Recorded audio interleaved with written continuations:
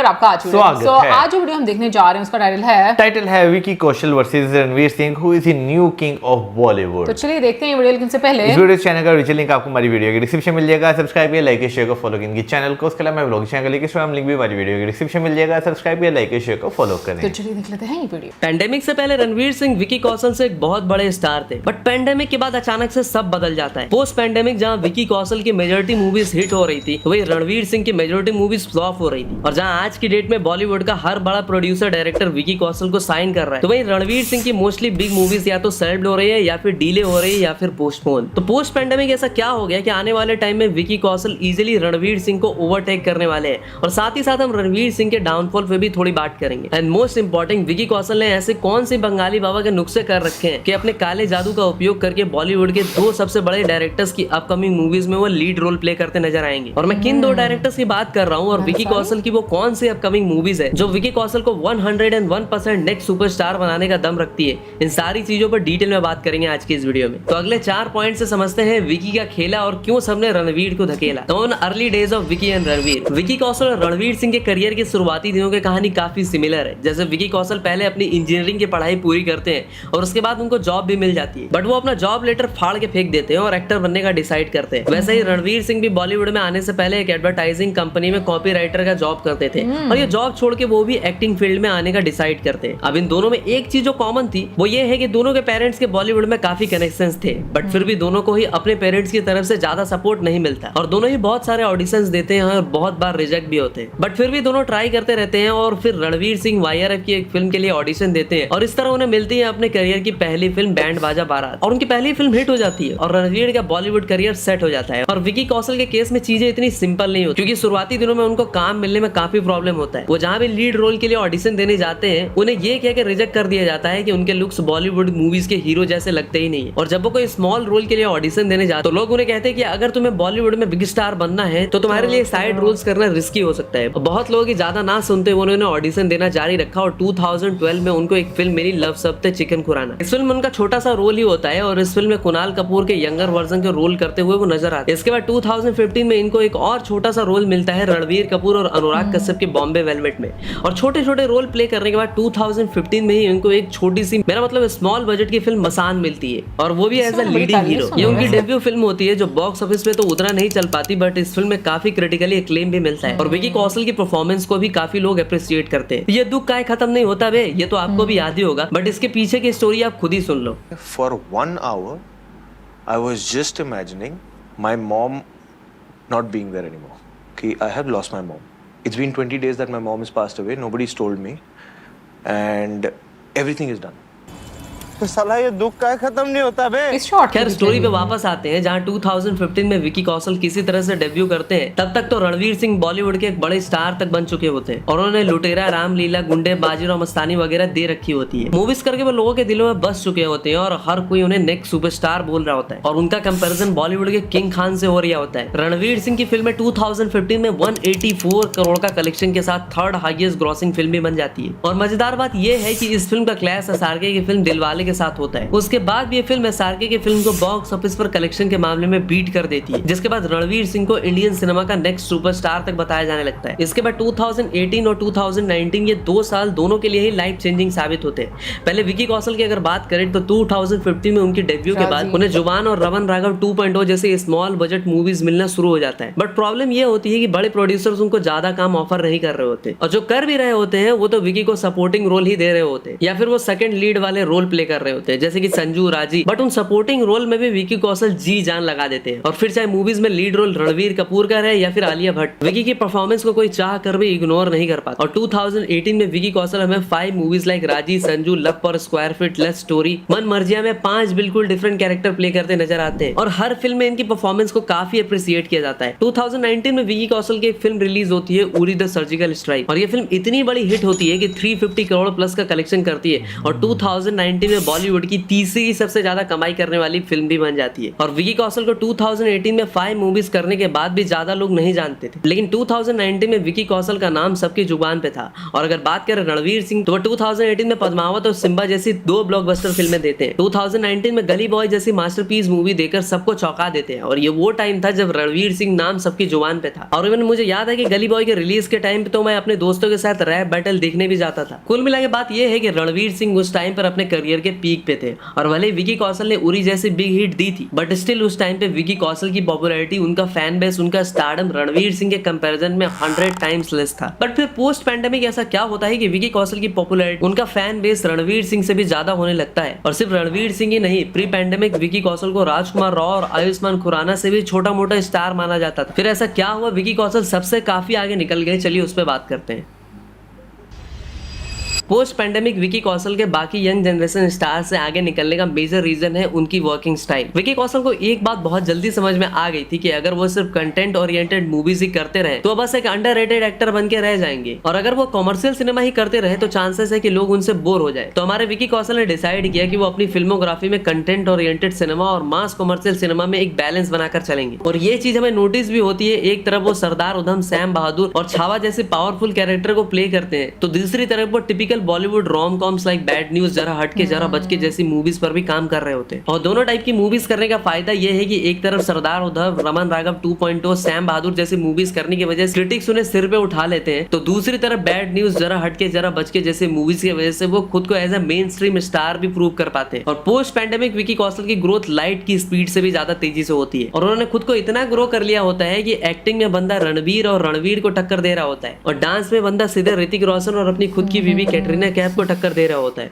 तो बेसिकली बंदा Indian cinema का हार्दिक पांड्या बन जाता है, मतलब ऑलराउंडर। और इसीलिए विकी कौशल प्रोड्यूसर्स के फेवरेट भी बन जाते हैं, और इंडिया का हर बड़ा प्रोड्यूसर उनको कास्ट करना चाहता है, चाहे आज के टाइम पे वो मैडोक हो, धर्मा हो या फिर वायर है। और तुम्हें जान के शौक लगेगा कि बॉलीवुड की 2 सबसे बड़े डायरेक्टर्स की नेक्स्ट मूवी विकी कौशल के साथ होने वाली है। कौन से है ये 2 डायरेक्टर, क्या है उनका नाम, इनके बारे में हम आगे बात करेंगे। पहले थोड़ा रणवीर सिंह के पोस्ट पैंडेमिक जो करियर रहा उस पर भी थोड़ी सी रोशनी डाल देते हैं। तो देखो, वैसे तो Ranveer Singh smart and hard working hero है, उनका वर्किंग स्टाइल भी विकी जैसा ही है। बट प्रॉब्लम ये हुई कि पोस्ट पैंडेमिक बंदे के लग एसबीआई के लंच ब्रेक पे चला गया, क्योंकि पोस्ट पैंडेमिक रणवीर सिंह ने 3 मूवीज की और तीनों मूवीज से बंदे का काम टॉप क्लास रहा। बट फिर भी ये तीनों मूवीज ही फ्लॉप या डिजास्टर रही। पोस्ट पैंडेमिक उनकी मोस्ट एंटिसिपेटेड फिल्म, जिसका इंतजार अखी इंडिया की पब्लिक कर रही थी, क्योंकि ये हमारे फर्स्ट क्रिकेट वर्ल्ड कप पे बेस्ड था। बट कबीर खान के बैड लक और रणवीर सिंह के गुड लक ने मिलकर इस फिल्म को बॉक्स ऑफिस के लाल सिंह चड्ढा बना दिया। क्योंकि पोस्ट पैंडेमिक उनकी फिल्म कबीर खान के साथ जो 83 थी ना, वैसे मुझे तो ये फिल्म मास्टरपीस लगी थी, बट हमारी पब्लिक को वो फिल्म कम डॉक्यूमेंट्री ज्यादा लगी, जिसकी वजह से फिल्म फ्लॉप रही है। और उसके बाद उनकी नेक्स्ट फिल्म आती है जयेश भाई जोरदार, जिसका टॉपिक लोगों को आउटडेटेड लग रहा था। ये फिल्म बॉक्स ऑफिस पे पिट जाती, और फिर उसके बाद फाइनली रणवीर सिंह 2 फ्लॉप से निराश होकर रोहित शेट्टी के साथ एक डिजास्टर फिल्म देते हैं सर्कस। फिर रॉकी रानी की प्रेम कहानी रिलीज करते हैं और फिल्म हिट हो जाती है। बट हिट होने के बाद भी ये फिल्म रणवीर सिंह के डूबते करियर को रिवाइव नहीं कर पाती, क्योंकि इस फिल्म के हिट होने का आधा क्रेडिट लोगों ने कॉर्पोरेट बुकिंग को दे दिया था। अब देखो, एक तरफ तो रणवीर हिट मूवी नहीं दे पा रहे थे, और कोई फिल्म हिट होती भी थी तो उसका क्रेडिट कोई और ले जाता था। बंदे का बैड लक बद से बदतर तब होने लगा जब रणवीर सिंह की अनाउंस मूवी सेल्फ होने लगी और कैंसिल होने लगी। रणवीर सिंह की झोली में तख्त, शक्तिमान, अनियन, रीमेक, राक्षस जैसी बिग मूवीज थी, और इन्हीं मूवीज से रणवीर सिंह को बॉलीवुड का सबसे बड़ा स्टार बनने का पोटेंशियल भी था। बट ये सब के सब मूवीज पलक झपकते ही या तो सेल्फ हो गई या फिर कैंसिल। स्पेशली शक्तिमान, जिसमें रणवीर सिंह इंडिया के मोस्ट लविंग सुपर हीरो बनने वाले थे, उसका कैंसिल होने का रीजन न्यूड फोटोशूट था और जर्नी सिंस के साथ एडवर्टीजमेंट बताया जाता है। और जो सेल्फ नहीं हुई लाइक डॉन 3, वो बस डिले हो जा रही है। और देखो, वैसे तो विकी कौशल की भी कुछ मूवीज कैंसिल हुई थी, फिर वो चाहे तख्त हो या फिर अश्वत्थामा, बट बंदे को डबल मूवीज ऑफर भी हो रही है। और एक टाइम पर रोहित शेट्टी को रणवीर सिंह के अंदर नेक्स्ट सुपरस्टार दिख रहा था, आज विकी कौशल उनके नेक्स्ट चॉइस बन गए। और वही ऐसा कौन सा नया यंग जनरेशन एक्टर है जो आपको बहुत पसंद है, you want to work with? कई बार हम लोग मिले भी हैं, बातचीत भी होती रहती है। विकी कौशल, क्योंकि मैंने पूरा करियर वैसा बनाया, मुझे हमेशा उनमें ना अजय सर के ट्रेड्स दिखते हैं। कहानी सिर्फ रोहित शेट्टी की नहीं है, बल्कि अजय देवगन की भी है। उनकी नेक्स्ट डायरेक्शनल फिल्म जिसमें अक्षय कुमार लीड में होंगे, उसमें विकी कौशल को अक्षय सर के साथ लीड रोल में कास्ट किया जा रहा है, जबकि सेम चीज रणवीर के केस में नहीं हो रही। तो मेरे अकॉर्डिंग विकी कौशल के राइज और रणवीर सिंह के डाउनफॉल के पीछे इन दोनों की ऑफ स्क्रीन पर्सनैलिटी है, और पर्सनल लाइफ में एक मेजर रीजन रही है। तो अब हम बात करेंगे कैसे रणवीर सिंह की बैड इमेज, उनकी ऑफ स्क्रीन पर्सनैलिटी और उनकी पर्सनल लाइफ रिलेटेड कुछ थिंग्स उनका करियर ले डूबी, और साथ ही साथ ये भी बताएंगे कि कैसे अपनी सिंपल और रियल ऑफ स्क्रीन पर्सनैलिटी के दम पर विकी कौशल सबके चाहते बन गए। देखो, अगर किसी को इंडिया में सुपरस्टार बनना है तो उसकी ऑन स्क्रीन पर्सनैलिटी के साथ साथ उसकी ऑफ स्क्रीन पर्सनैलिटी भी मैटर करती है। लोगों की नजर में रणवीर सिंह की ऑफ स्क्रीन पर्सनैलिटी एक जोकर जैसी है, एक ऐसा जोकर जो अजीब अजीब कपड़े पहनता है और अवार्ड शोज और लाइव इवेंट्स में अजीबोगरीब हरकतें करता है, अपने को स्टार्स के साथ बहुत चीप वे में बातें करता है। Hey, you want your ass pinched? I'm right here. I mean, okay, sorry. Don't talk to me like that. और उन्हें अनकंफर्टेबल फील कराता है। और कैरेक्टर से नंगे तो बहुत लोग होते हैं, बट रणवीर सिंह सच में नंगे हो जाते हैं और एक न्यूड फोटो शूट कराते हैं, जिसकी वजह से रणवीर सिंह की इमेज के एल लग जाते हैं। So, I did meet other people, but in my mind, I was committed to him. I like that. अब देखो, वैसे तो रणवीर खुद ही खुद को बदनाम करते रहते हैं और जो थोड़ी बहुत इज्जत उनकी बची थी कॉपी विद करण में वो भी नीलाम हो जाती है। उनकी वाइफ दीपिका उस शो में बहुत ही कंट्रोवर्शियल पर्सनल बातें रिवील करती है, जिसकी वजह से उनकी खुद की तो इमेज खराब होती ही है, साथ ही साथ रणवीर की भी वॉट लग जाती है। और इस इंटरव्यू के बाद लोग रणवीर को एक लूजर, वीक और एक ऐसे मैन की तरह देखने लगते हैं जिसकी कोई सेल्फ रिस्पेक्ट है ही नहीं। और एक ऐसा एक्टर जिसकी कोई सेल्फ रिस्पेक्ट नहीं है, उसको कोई क्यों ही आइडलाइज करेगा। बट अगर हम विकी कौशल की बात करें तो उनका केस बिल्कुल ही अपोजिट है। जहां ऑन स्क्रीन तो वो अपनी एक्टिंग से आग लगा ही रहे हैं, साथ ही साथ उनकी ऑफ स्क्रीन पर्सनैलिटी भी काफी अच्छी है। और अगर तुम इनके इंटरव्यूज देखोगे तो तुम्हें पता लगेगा कि बंदा कितना रियल, ऑथेंटिक और जेन्युइन है, और तुम विकी कौशल से कनेक्ट भी कर पाओगे। आज के डेट में विकी को यूथ बहुत ही पसंद करता है, क्योंकि विकी से उनको वो देसी इंडियन बॉय वाली वाइब आती है। एक ऐसा देसी बॉय जो सारी चीजें करता है जो मोस्टली इंडियंस को करना पसंद है, वो चाहे पंजाबी गानों पे खुल के डांस करना हो जो मोस्टली इंडियंस करते हैं, या चाहे उनका ड्रेसिंग स्टाइल जो कि बहुत ही सिंपल और क्लासी है। मेजॉरिटी इंडियंस ऐसे ही ड्रेसिंग सेंस प्रेफर करते हैं, या फिर उनके बियर्ड रखने का स्टाइल हो जो कि मोस्टली इंडियंस को पसंद आती है। तो बेसिकली एज एन एक्टर तो विकी सबको पसंद है ही,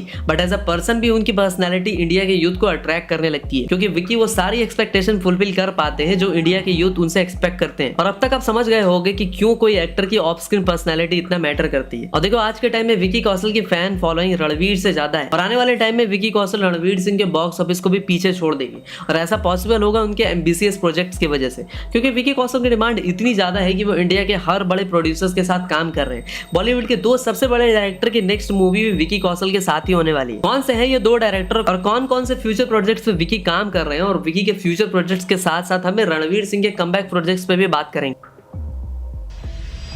तो देखो, अगर तुम्हें पता करना है कि विकी कौशल और रणवीर सिंह में आने वाले टाइम में कौन सबसे ज्यादा डोमिनेट करेगा, तो हमें उस चीज को प्रेडिक्ट करने के लिए दोनों के फ्यूचर लाइनअप्स को एक बार चेक करना पड़ेगा। जिसका लाइनअप जितना ज्यादा एक्साइटिंग होगा, जितना एक्स्ट्रा ऑर्डिनरी होगा, वही रूल करेगा। तो पहले बात करते हैं रणवीर सिंह के अपकमिंग प्रोजेक्ट्स की। तो जो उनकी नेक्स्ट फिल्म है उसका नाम है धुरंधर, एक ऐसी थ्रिलर फिल्म जिसको हमारे उड़ी द सर्जिकल स्ट्राइक के डायरेक्टर आदित्य धार डायरेक्ट कर रहे हैं। इस फिल्म के लिए मैं पर्सनली भी एक्साइटेड हूँ। इस फिल्म की कास्टिंग कुछ इस तरह है जिसमें रणवीर, अक्षय खन्ना, आर माधवन, संजय दत्त, अर्जुन रामपाल भी होंगे। अब इस तरह के टैलेंटेड लोग अगर एक छत के नीचे आएंगे तो भाई धमाका तो होगा। और इस फिल्म में पोटेंशियल है रणवीर सिंह के कमबैक कराने का, बट अगर ये फिल्म उतनी अच्छी नहीं रही तो रणवीर सिंह के करियर बहुत ही नीचे चला जाएगा। और इस फिल्म के रिलीज डेट की बात करें तो ये फिल्म मोस्ट प्रोबेबली इसी साल रिलीज होगी। और इसके बाद आती है डॉन 3, जो कि एक बहुत बड़ी फिल्म है। इसके ऑफिशियल अनाउंसमेंट भी हुई थी, बट स्टिल ये फिल्म बन पाएगी या नहीं, इसको लेके अभी भी डाउट है, क्योंकि ये फिल्म एक तो बहुत ज्यादा डिले हो रही है, ऊपर से बीच बीच में इस फिल्म के सेलेक्ट होने की भी न्यूज आते रहती है। तो इस फिल्म के साथ क्या होगा क्या नहीं, भगवान जाने। बट कुछ सीक्वल्स एंड फ्रेंचाइज मूवीज है जैसे कि सिम्बा एंड सिंघम फ्रेंचाइज, जिसकी वजह से वो अपने करियर को सस्टेन रख पाएंगे। और अगर आप बात करें विकी कौशल की अपकमिंग मूवीज की, तो अभी छावा जैसी ग्रैंड हिस्टोरिकल ड्रामा फिल्म करने के बाद Vicky Kaushal period drama movies के मास्टर संजय लीला भंसाली के साथ एक फिल्म कर रहे हैं जिसका नाम है लव एंड वॉर। इस फिल्म में हमें रणवीर कपूर, विकी कौशल के and Alia Bhatt lead roles play करते नजर आएंगे। ये grand love triangle love story होने वाली है, और जब विकी और रणवीर जैसे दो एक्टर के एक्टिंग का फेस अप होगा तो सिनेमा के पर्दे पे आग लग जाएगी। और अगर इस फिल्म की रिलीज डेट की बात करें तो ये फिल्म 2026 के सेकंड क्वार्टर तक रिलीज हो सकती है।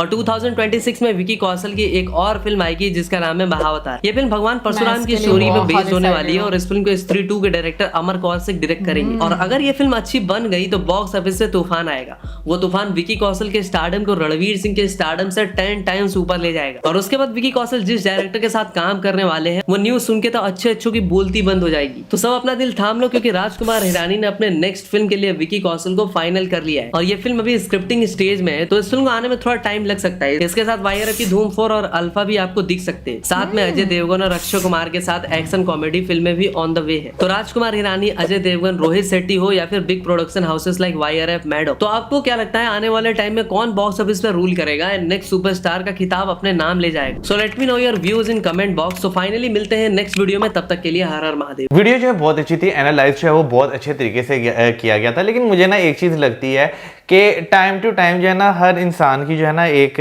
मूवीज़ को वॉच करने की जो एक वो होती है फ्रिक्वेंसी, वो चेंज होती है। कभी जो है वो कमर्शियल मूवीज जो है पसंद Taste करता change है, होता रहता है। टेस्ट जो है वो चेंज होता रहता है। और मेरा ख्याल है कि उसी को जो है पसंद किया जाता है जिसकी मूवी में स्क्रिप्ट जो है वो अच्छी Strong हो, होती है। हाँ स्ट्रॉन्ग स्क्रिप्ट हो और एक्टिंग जो है वो अच्छी हो। मेरा ख्याल है कि भाई ये चीज़ मैटर नहीं करती कि कौन से एक्टर जो है वो काम करें, कौन से एक्टर जो है वो नहीं काम करें, क्योंकि बहुत सारी मूवीज़ ऐसी भी होती हैं कि भाई हम एक्टर्स को नहीं जानते लेकिन वो स्टोरी लाइन इतनी अच्छी थी कि हम मूवी पूरी देखते हैं। बिल्कुल मैं इस चीज को मानती हूँ, लेकिन मुझे लगता है ये रिनाउंड चेहरा जो होता है हाँ, वो हाँ। वाकई में उसके बड़े पर्क्स होते हैं अगर हम लोग मतलब नॉर्मली मूवीज को देखें। बट आई थिंक थोड़ा टाइम पीछे अगर हम लोग चले जाएं, स्पेशली पैंडेमिक के टाइम के बाद, मुझे लगता है बहुत सारी चीज़ें, लोगों का टेस्ट और ट्रेंड्स बहुत चेंज हुए हैं, जो कि मुझे लगता है कि बहुत अच्छा है कि और डाइवर्सिफाई हुई हैं चीज़ें।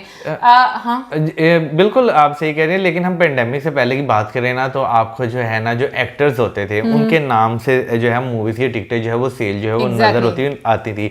लेकिन क्योंकि अब जो है ना OTT प्लेटफॉर्म जो है वो जब से आ गए हैं तो बहुत सारे एक्टर्स ऐसे हैं जो कि आपको जो है ना OTT प्लेटफॉर्म पे बहुत अच्छा काम करते हुए नजर आते हैं, तो वो भी जब मूवीज में आते हैं लोग उनको भी प्रेस करते हैं। एग्जैक्टली इसीलिए मैं कह रही हूँ कि बहुत सारी चीज़ें जो हैं वो चेंज हुई हैं। और मेरा ख्याल में कि ये जो चेंज आया स्पेशली OTT वाला मुझे तो बहुत ज़्यादा पसंद है, क्योंकि बहुत सारे आपको अच्छे एक्टर्स जो हैं वो देखने को मिलते हैं।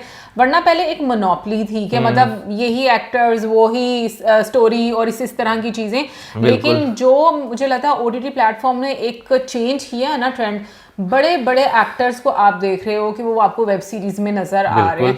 वैसे अगर हम लोग रणवीर सिंह की बात करें या विकी कौशल की बात करें, दोनों अपनी अपनी जगह पर बहुत अच्छे हैं। रणवीर सिंह की मैं कहूँगी एनर्जी जो है वो मतलब आप उसको अनमैचेबल है, मतलब बहुत ही ज्यादा एनर्जेटिक इंसान है। लेकिन अगर विकी कौशल की बात करें तो वो हुसन तेरा तौबा तौबा उसके बाद जो है उनका एक ऑरा चेंज हुआ है। मैं ये बात बोलूंगी जिस तरीके से उन्होंने एनालाइज किया बिल्कुल परफेक्ट है। कि लाइक किस तरह लोग जो है ना बेसिकली कनेक्ट हो सकते हैं जिसको वो देख रहे हैं, जिसको वो हीरो समझ रहे हैं। तो मुझे लगता है कि सारा खेल ये है कि आप जिसके साथ कनेक्ट फील करते हो ना, आपके लिए वही सबसे बड़ा हीरो हो जाता है और आप उसकी मूवीज इंजॉय करते हो, उसका कंटेंट इंजॉय करते हो।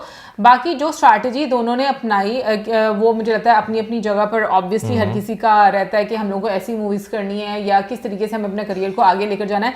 लेकिन व्यूअर के लिए मुझे लगता है कि अब आकर मुझे लगता है कि ये चीज़ एक्टर्स के लिए भी बड़ा डिफिकल्ट हो गया कि हम लोगों को सेम पैटर्न की मूवीज नहीं करनी, हमें डिफरेंट जॉनर की मूवीज करनी है, क्योंकि हमारी जो व्यूअरशिप है उसकी एक्सपेक्टेशंस बहुत ज़्यादा हाई हो गई। और इसका ज़्यादा क्रेडिट जो है ना वो OTT प्लेटफॉर्म को जो है वो जाता है, क्योंकि हम जो है ना OTT प्लेटफॉर्म से पहले की बात करें ना तो आपको जो है ना एक सर्टेन टाइम में एक सर्टेन जॉनर की मूवीज है ना लगातार जो है ना देखने को मिलती थी। लेकिन जब से OTT प्लेटफॉर्म आए लोगों के लिए एक कंटेंट की दुनिया जो है वो ओपन हुई है, लोगों को पता चला अच्छा ये भी कंटेंट है, इस तरह भी जो है वो हो रहा है। तो उसके बाद से अगर देखा जाए तो आपको जो है ना बहुत ज़्यादा बॉलीवुड में साउथ की अगर बात की जाए या आप जो है वहाँ की रीजनल इंडस्ट्रीज की बात की जाए तो एक अच्छा खासा चेंज जो है वो नज़र आता है। वैसे मेरे लिए दोनों एक्टर्स ऑनेस्टली बोलूं मुझे दोनों पसंद है। मतलब मैं ये नहीं कह सकती कि ये ज़्यादा अच्छे हैं वो ज़्यादा अच्छे नहीं, अपनी अपनी जगह पर दोनों अच्छे हैं, उन्होंने काम किया। क्योंकि जितनी भी हम लोगों ने उनकी मूवीज देखी हैं मुझे तो पसंद आती हैं।